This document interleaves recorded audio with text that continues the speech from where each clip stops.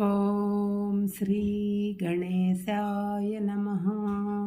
ఓం శ్రీకృష్ణ పరబ్రహ్మణే నమః. శ్రీమద్భాగవతం భాగవతం ప్రథమ స్కందం పూర్తి చేసుకున్నాము. ద్వితీయ స్కందం శ్రీహరి ఓం. శ్రీమద్భాగవత సంగ్రహము ద్వితీయ స్కందము. శ్రీ సుఖవాణి ముక్తి మార్గము. పరీక్షిత్తునకు శ్రీ సుఖ యోగీంద్రుడిలా చెప్పాడు. దేహాన్ని త్యజించాలనుకున్న వ్యక్తి మోక్షం కోసం ఏమి చెయ్యాలి అని నీవు అడిగిన ప్రశ్న ఎంతో అద్భుతమైంది. దీనికి సమాధానం అందరికీ తెలియాలి. అందరూ తెలుసుకొని తరించవలసినట్టి ప్రశ్న ఇది. సామాన్య మానవులు ఇళ్ళు ఇల్లాలు సంతానము సంపద ధనకనక వస్తువాహనాల యందు మమకారాలు బంధనాలు పెంచుకొని ఆ మాయాజాలంలో చిక్కుకొని కొట్టుమిట్టాడుతున్నారు. ఆత్మతత్వాన్ని తెలుసుకోలేకపోతున్నారు. జీవనమంతా ధనార్జనతో ఇంద్రియ భోగాలతోనే నిద్రతోనే కాలాన్ని గడుపుతున్నారు. చివర కన్ను మూసి మళ్ళీ అలాంటి జీవితానికే పునాది వేసుకుంటున్నారు. ప్రతిదినము తమ చుట్టూ ఉన్న వారిలో అనేకులు మరణిస్తున్నారు. కానీ మనకి మాత్రం మరణం అప్పుడే రాదులే అనే భ్రమలో ఉంటారు. సంసార బంధనాల నుంచి ముక్తి పొందాలనుకున్న వ్యక్తి భావించటానికి సేవించటానికి వర్ణించటానికి ఆకర్షించటానికి సర్వాత్ముడు మహావైభవం కలవాడు ఆ జగదీశుడు అయిన ఆ విష్ణువు ఒక్కడే అని తెలుసుకోవాలి. సదా భగవంతునే స్మరిస్తూ అంత్యకాలమందు కూడా ఆ నారాయణ చింతలో ఉండటమే సులువైన మార్గము. నా తండ్రి అయిన వ్యాస భగవానుడు వేదతుల్యమైన భాగవతాన్ని నా చేత చదివించాడు.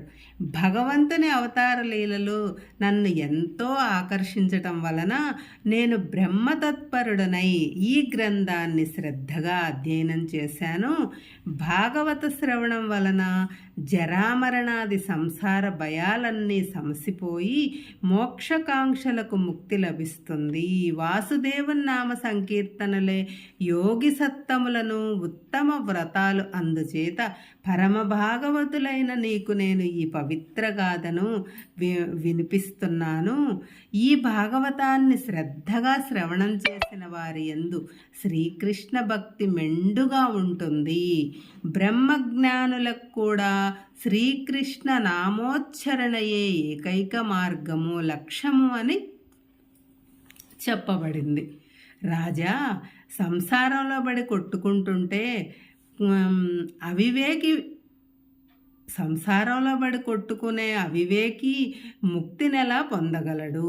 ఒక్క గడియ అయినా హరినామం స్మరిస్తే చాలు అని అది ముక్తికి ప్రసాదిస్తుంది. ఉదాహరణ కట్వాంగ చక్రవర్తి ఉదంతం చెబుతాను విను అన్నాడు. సంసారంలో కొట్టుకునే మనిషికి ముక్తి ఎలా వస్తుంది అని అడిగితే కట్వాంగ చక్రవర్తి వృత్తాంతం చెబుతాను విను అంటున్నాడు. పూర్వం ఇంద్రాది దేవతలు రాక్షసులను ఓడించలేక భూలోకంలోనున్న కట్వాంగ చక్రవర్తి సహాయమును అర్థించారు.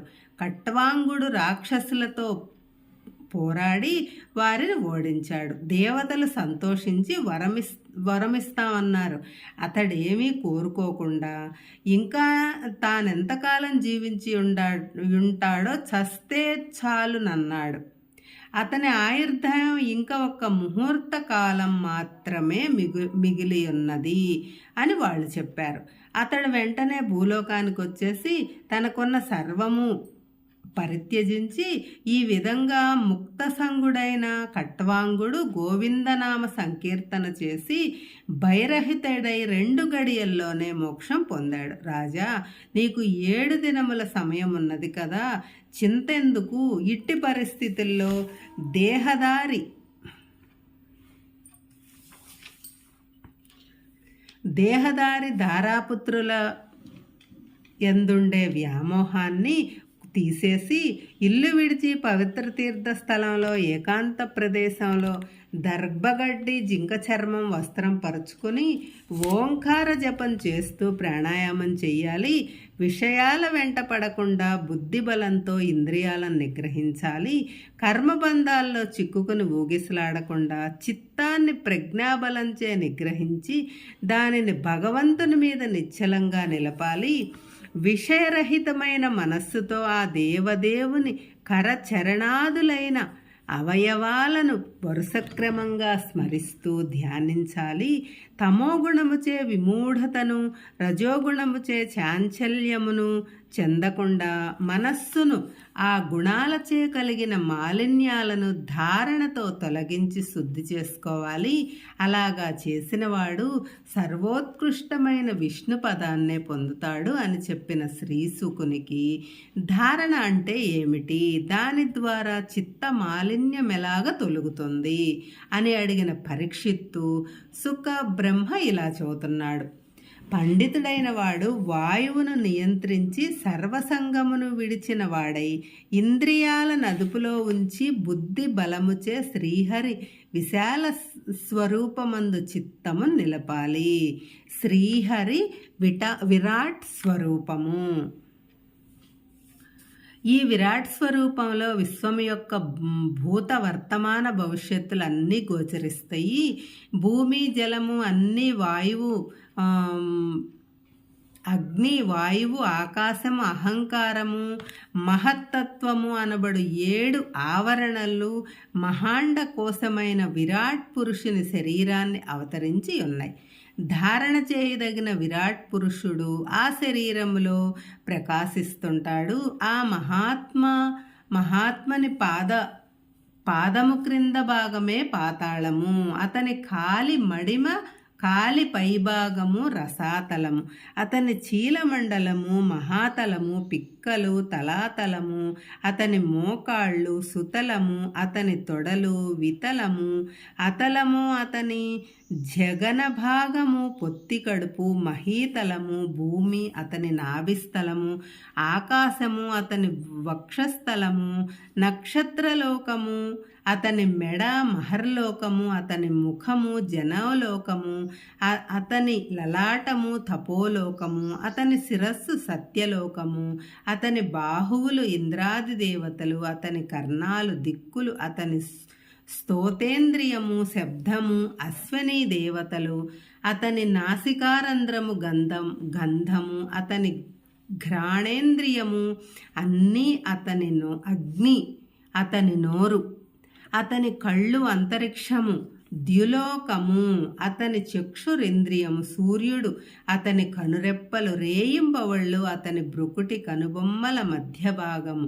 బ్రహ్మ నివాస స్థలము, అతని దవడలు జలము, అతని జిహ్వేంద్రియము రసము, అతని భాషణములు వేదాలు, అతని నోటిలోని కూరలు యముడు, స్నేహ కళలు అతని దంతాలు, జనులకు ఉన్మాదము మోహము కలిగించే మాయ విశేషమే అతని నవ్వులు, అతని కటాక్ష వీక్షణాలే అనంత సృష్టులు, సిగ్గు లోభములు అతని పెదవులు, అతని రొమ్ము ధర్మము, అతని వెన్ను అధర్మము, అతని పురుషాంగము ప్రజాపతి, వృషణాలు మిత్రావరుణాలు, అతని ఉదరము సముద్రము, కొండలు అతని ఎముకలు, నదులు అతని నాడులు, చెట్లు రోమాలు, వాయువు అతని ఊపిరి, అంతులేని కాలము, అతని వయస్సు నానాజాతి జీవుల సర్గయాలే, అతని కార్యములు మేఘములే, అతని శిరోజాలు త్రికాల సంధ్యలే, అతని వస్త్రాలు అవ్యక్తము ప్రధానము, అతని హృదయము మనస్సే చంద్రము,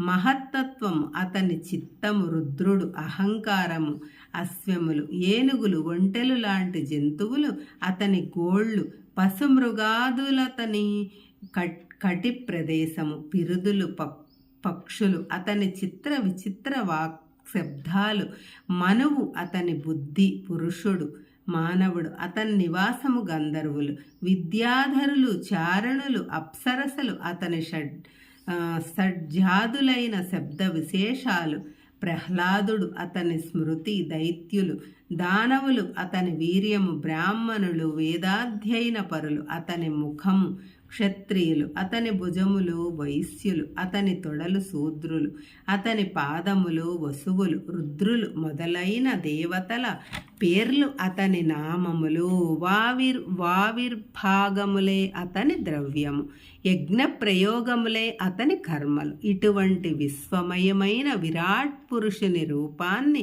మోక్షార్థి అయిన తన మనస్సులో సంధానం చేసుకోవాలి. విశ్వమంతా విష్ణుమయమే. విష్ణువు విష్ణుమయుడు, ఇందులో సందేహమే లేదు. విష్ణుమయము కాని పదార్థం ఈ విశ్వంలో ఒక్క పరమాణువైనా లేదు. సర్వాంతర్యామి అయిన పరమేశ్వరుడు ప్రాణుల హృదయాలలో ఉంటూ బుద్ధి వ్యాపారాలను తెలుసుకుంటాడు. అతడు సత్స్వరూపుడు, అనంత స్వరూపుడు, విజ్ఞానమూర్తి. అతనిని సేవించటం ద్వారానే తప్ప ఇతర సేవల వలన ఉత్పత్తి కైవల్యం సిద్ధించదు. సంసార బంధనము వదలదు. రాజా, అజ్ఞాని శబ్ద ప్రధానమైన వైదిక కర్మకాండలు నిర్వహిస్తూ నిరర్ధకాలైన సర్వాది స్వర్గాది సుఖాలను కాంక్షిస్తూ మోక్షప్రాప్తికి దూరమవుతాడు. జ్ఞాని మాత్రం శరీరధారణకు కావలసినంత మాత్రమే విషయాలను స్వీకరిస్తూ ఇతర భోగాలను తృణిస్తాడు. ఆత్మస్వరూపుడు, నిత్యుడు, సత్యుడు అయిన వాసుదేవుని సేవించి అవిద్యను బాపుకొంటాడు. గోవింద చరణారవింద మకరంధమును గ్రోలటానికి విముఖులైన వారు కర్మబంధాల్లో తగులుకుంటారు. యమునిచే హింసింపబడతారు. ఫలాపేక్షతోనూ భోగలాలసతోనూ వైదిక కర్మకాండలు, ఇతర కామ్యకర్మలు చేస్తూ అనేక జన్మలెత్తుతూ జీవుడు అనేక లోకాలను చుట్టి వచ్చిన శాశ్వతమైన ఆనందాన్ని పొందలేక ఆ అన్వేషణలో కర్మ పంకిలంలో ఇంకా కూరుకుపోతాడు. కానీ జ్ఞాన సంపన్నుడైన వైదిక కర్మల జోలికి పోకుండా వేదాంత మార్గాన్ని అనుసరించి వస్తు సంగ్రహం విషయములో లోలత్వములను విడిచి శ్రీహరియందు చిత్తము నిలిపి అత్యంతాత్మానందాన్ని పొందుతాడు. పూర్వం ఈ కల్పాదియందు బ్రహ్మదేవుడు పరమేశ్వరుని గురించి ధ్యానం చేసి శ్రీహరి అనుగ్రహంచే సృష్టి రచన కావాలని జ్ఞానాన్ని పొందాడు. ధ్యానం రాజా, ధ్యానం చేసే పద్ధతిని తెలుపుతాను. భగవంతుడు జీవుని హృదయ మధ్యస్థ సూక్ష్మ ఆకాశములో ప్రాదేశయాత్ర దివ్యదేహుడై ఉంటాడు. ఆయనను ఈ విధంగా నిలుపుకొని స్మరించుకోవాలి. చతుర్బాహుడవై శంకుచక్ర గదా పద్మహస్తుడై కోటి మన్మద సుందరుడై చంద్రవదనుడై పద్మదళానేత్రుడై పీతాంబరధారి అయి కౌస్తుభమణిహార నవరత్నఖచిత కిరీటకండలధారి అయి వక్షముచే శ్రీవత్స చిహ్నముతో వైజయంతి వనమాలాధారి అయి సువర్ణ కంకణ భుజకీర్తులను ధరించి నీ యొక్క వికసించిన హృదయ పద్మ మధ్యస్థ కర్ణికపై నిల్చుని తేనెలలకు చిరునవ్వు చిందిస్తూ ప్రేమలలకు ప్రసన్న చూట్కులను సారిస్తూ తన దివ్య అనుగ్రహాశీస్సులను అందుకోవటానికి రమ్మంటూ ఆహ్వానిస్తున్నట్టు మనఃపలకంపై చిత్రించుకోవాలి. ఆ దివ్యమోహనమూర్తినే మరలా చూస్తుండాలి. తరువాత ఈ విశ్వరూపుని పాదపద్మాలపై నీ మనస్సును కేంద్రీకరించాలి. క్రమంగా ప్రతి అంగము పైన మనోనేత్రాన్ని కేంద్రీకరించి నిలపాలి. అటు పిమ్మట శ్రీదేవితో కూడిన ఆయన వక్షస్థలంపై దివ్యకాంతులీనే ముఖ్య పద్మములపై మనస్సు నిలపాలి. చివరకు ముల్లోకాలను మోహింపజేసే ఆ మందహాస ధరాలపై మనస్సును కేంద్రీకరించి ధ్యానం చేయాలి. ఆ ధ్యానము పూర్తి రూపాన్ని మనసులో నిలుపుకోవటం ధారణ అనబడుతుంది. దీనివలన ఇతర భావాలు రావు, బుద్ధి శుద్ధమవుతుంది.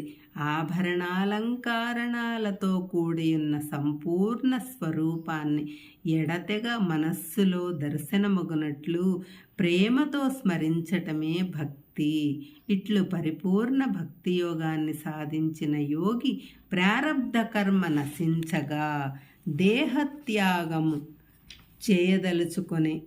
చేయదలుచుకొని అనువైన కాలము పవిత్ర ప్రదేశము గురించి వేచి ఉండకుండా సుఖాసీనుడై మనస్సుతో ప్రాణవాయును నిగ్రహించి బుద్ధిచే మనోవేగాన్ని అరికట్టి బుద్ధిని జీవాత్మను శుద్ధాత్మలోనూ నిలుపుతాడు. శుద్ధాత్మను పరమాత్మలోనూ లీనం చేస్తాడు. పరమశాంతిని పొందినవాడై కర్మత్యాగం చేస్తాడు. ఇది యోగులు శరీరాన్ని విడిచే పద్ధతి. ముక్తి 2 రకాలు: సద్యోముక్తి, తత్క్షణముక్తి, క్రమముక్తి. సద్యోముక్తిని కోరుకుని యోగి పాదము మడమతో మూలాధారము గురుస్థానము చక్రాన్ని నొక్కియుంచి ప్రాణవాయును బిగపట్టి నాభి వద్దనున్న మణిపూరక చక్రానికి తీసుకొని పోతాడు. అక్కడి నుంచి హృదయస్థానమందున్న అనాహత చక్రానికి, అటు నుంచి వక్షములోనున్న విశుద్ధ చక్రానికి, తాలు మూలానికి, అక్కడ నుంచి భ్రుకుటిలోనున్న ఆజ్ఞాచక్రానికి ప్రాణవాయువును తరలిస్తాడు. ఆ పైని సప్తద్వారాలైన కండ్లు, చెవులు, నాసికను, నోరును మూసుకుని ఏ కోరిక ఆలోచనలు లేనివాడై అర్ధముహూర్త కాలం ఇంద్రియాలతో ఎలాంటి సంపర్కం లేకుండా ప్రాణాలను నిగ్రహిస్తాడు. పిమ్మట బ్రహ్మరంధ్రాన్ని ఛేదించుకొని పరబ్రహ్మముతో లీనమవుతాడు. హరే కృష్ణ.